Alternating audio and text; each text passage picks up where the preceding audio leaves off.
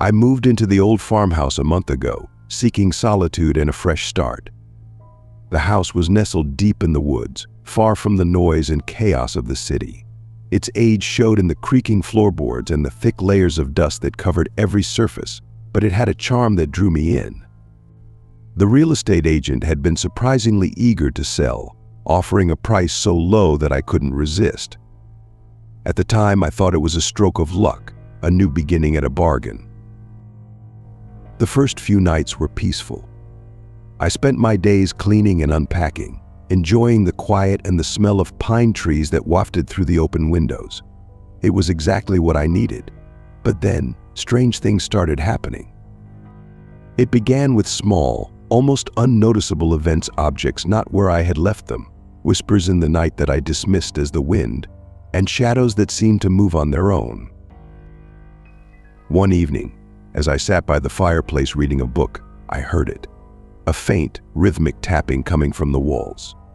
At first I ignored it, convincing myself it was just the house settling.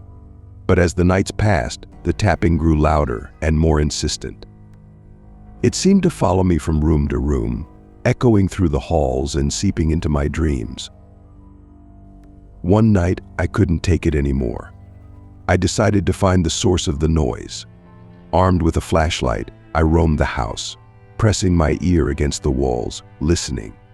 The tapping led me to the basement, a place I had been avoiding since I moved in. The door was heavy and groaned in protest as I pushed it open. Cold, damp air greeted me as I descended the creaky stairs. The basement was musty and filled with old furniture covered in white sheets. The tapping was louder here, more frantic. I followed the sound to a corner of the room, where an old, rotting wooden chest sat. My heart pounded in my chest as I knelt down and lifted the lid.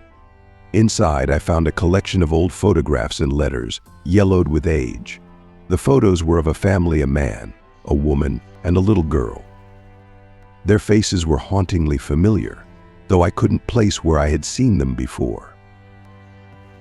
As I sifted through the contents, I found a diary. The pages were brittle, and the ink was faded, but I could still make out the words. The diary belonged to the little girl, and her entries were filled with fear and sadness. She wrote about the shadows in the house, the whispers that kept her awake at night, and the tapping that followed her everywhere. One entry, dated June 20th, 1954, sent chills down my spine. Mommy and Daddy don't believe me. They say it's just my imagination, but I know it's real. The tapping, it's getting louder. I hear it even when I'm outside. It's like it's inside my head. Last night I saw her, the woman in black. She was standing at the foot of my bed, watching me. Her eyes were hollow, and her mouth was twisted into a cruel smile. I tried to scream, but no sound came out. I don't know what she wants, but I'm so scared. I don't want to be here anymore. I dropped the diary, my hands trembling.